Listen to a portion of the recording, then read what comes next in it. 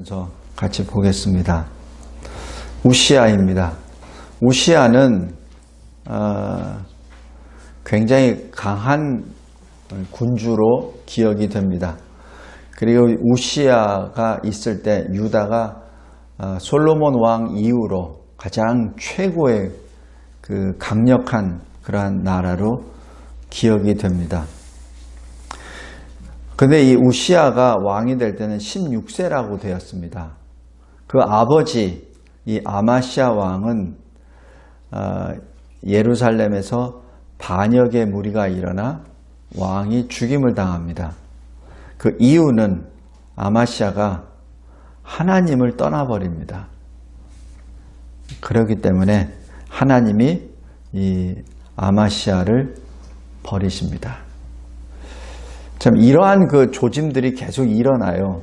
그래서 왕이 하나님을 떠난 그 사례들이 계속 나타나고 그 아들도 또한 그 아버지를 보고 아버지의 길을 또 따라갑니다.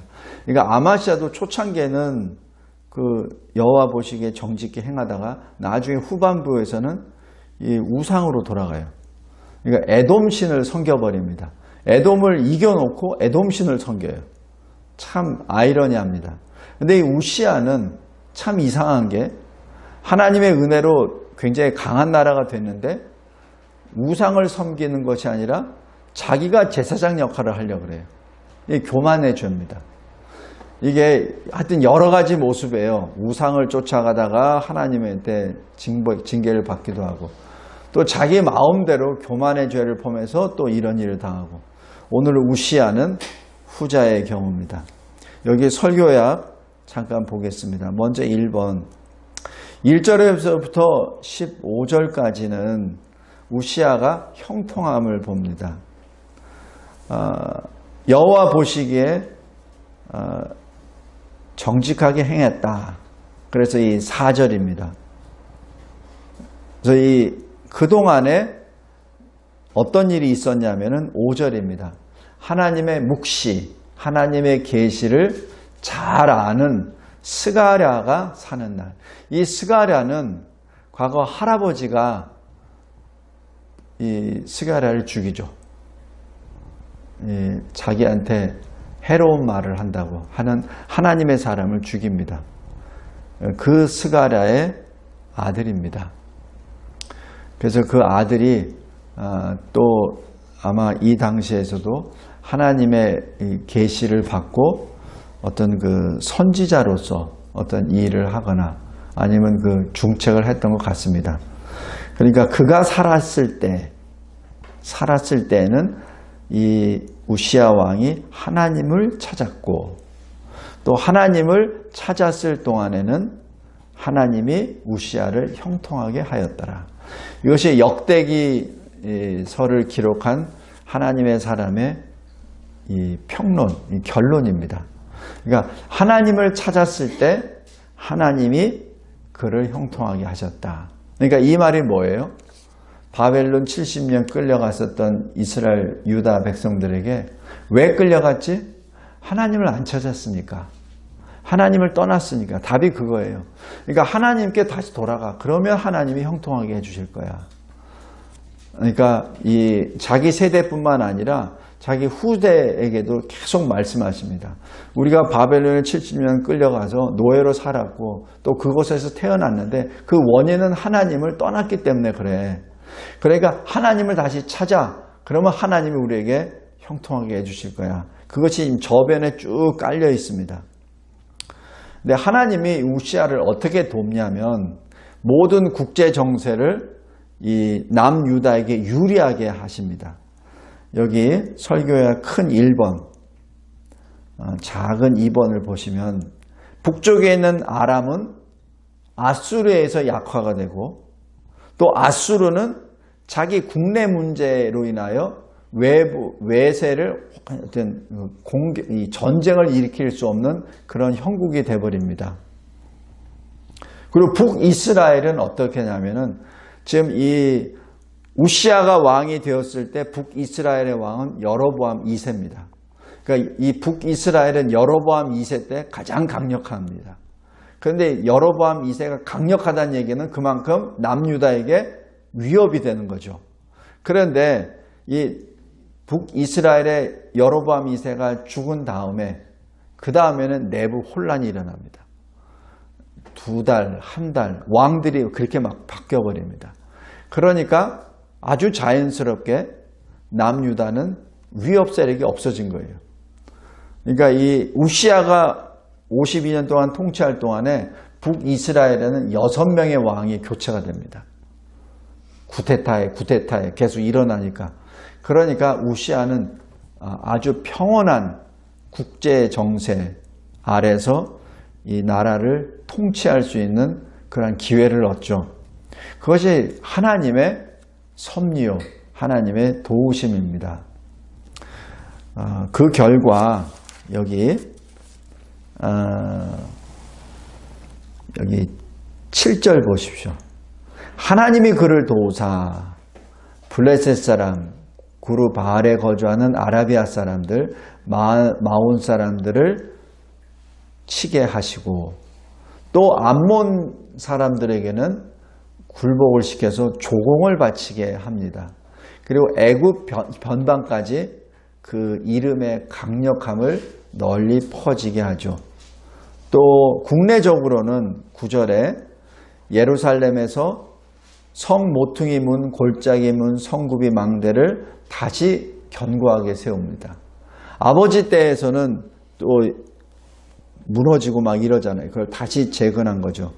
그리고 10절에 망대를 세워서 또 그 나라를 또 경계 태세를 굉장히 견고하게 했고 또 농경 산업에 또 집중을 해서 또 많은 열매를 맺게 됩니다. 또 11절부터는 군사력까지 국방력까지 강화를 시킵니다.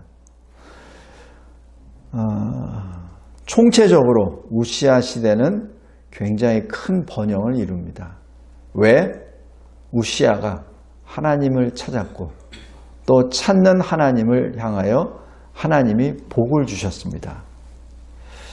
그런데 이제 두 번째, 우시아가 교만의 죄에 빠지게 됩니다. 16절 보십시오. 강성하여짐에 마음이 교만해졌다. 강성해진 이유가 뭐죠? 우시아가 잘나서 아닙니다. 물론 왕으로서 정치를 잘한 것도 있지만 그 모든 여건을 하나님이 지금 만들어 주셨죠. 모든 국제정세나 모든 것들을 우시아에게 유리하게 하나님께서 섭리해 주셨다는 것을 의미합니다. 그렇다면 자기가 강성해진 것에 대해서 하나님께 감사하고 하나님께 더 가까이 나아가야 되잖아요. 그런데 정반대입니다.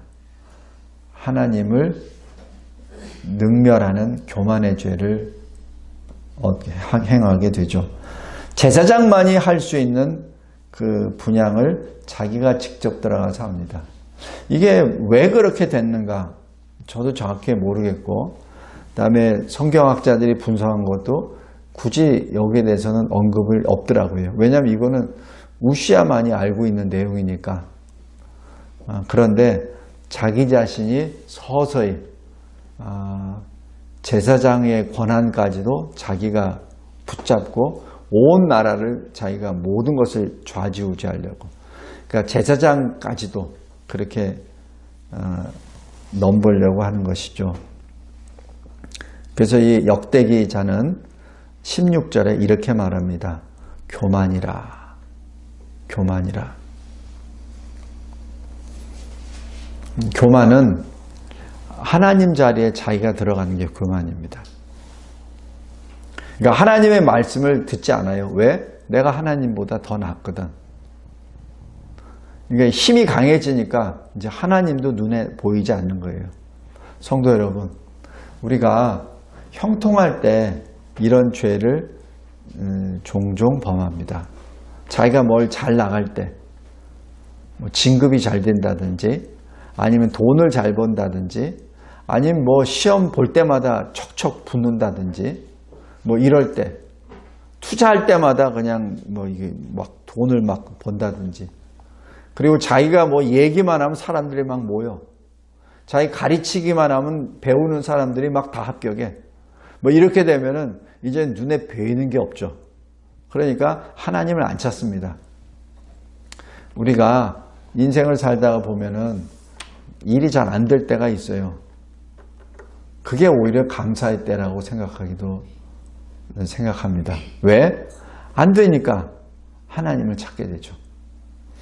몸이 아플 때도 마찬가지예요. 이렇게 이런 병원 저런 병원 가도 안 나. 그럼 어떻게 되죠? 또 하나님을 찾죠. 그러니까 자기한테 어떤 그 환난이나 고난이 왔을 때 그것을 오히려 감사의 계기로 삼아서 하나님께 더 가까이 나아가는 것이 사실 그게 복입니다.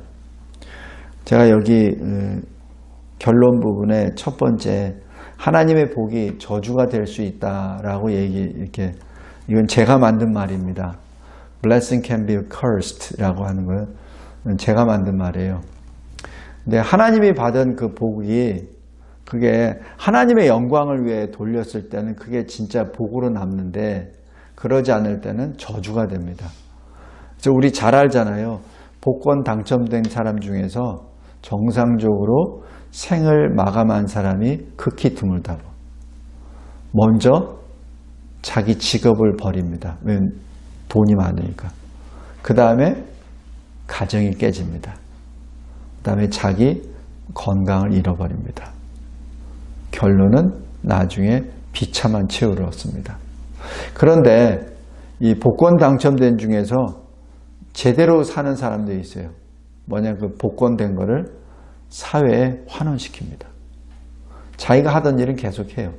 그러면 그 사람은 굉장히 정상적인 생활을 하고 남의 존경을 받는 사람이 됩니다. 그건 실제로 그렇게 통계 데이터가 나와 있어요. 성도 여러분, 하나님이 주신 그 복, 하나님이 형통해 주신 어떤 것, 그것을 가지고 먼저 하나님께 감사하고 오늘 오전 예배처럼 하나님께 예배 드리는 것으로 회복되었을 때 하나님이 지속적으로 복을 내려주십니다.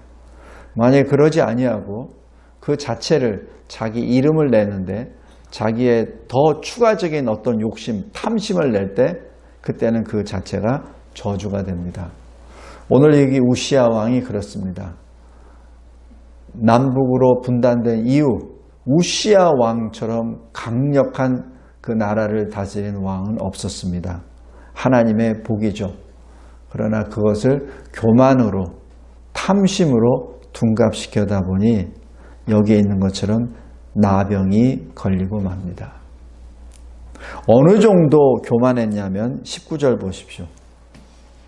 제사장 아사랴가 안 됩니다 라고 말하죠.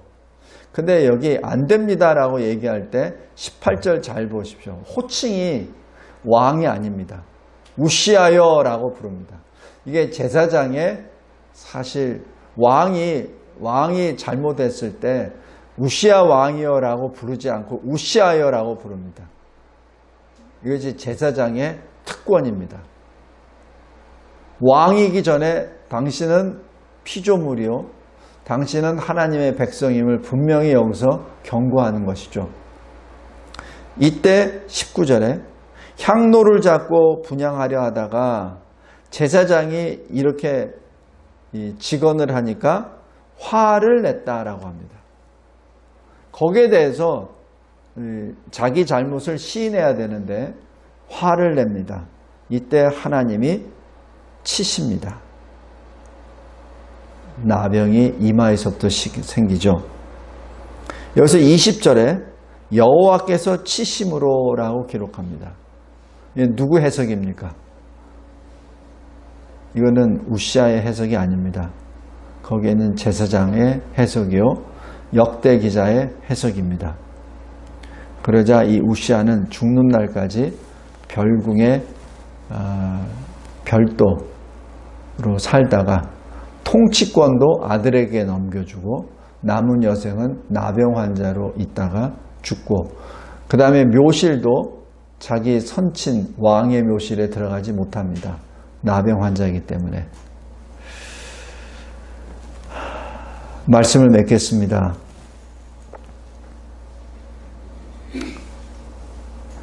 두 가지 포인트입니다. 하나님의 은혜를 받은 그 복과 형통함은 끝까지 하나님을 사랑함으로 지킬 줄 알아야 합니다.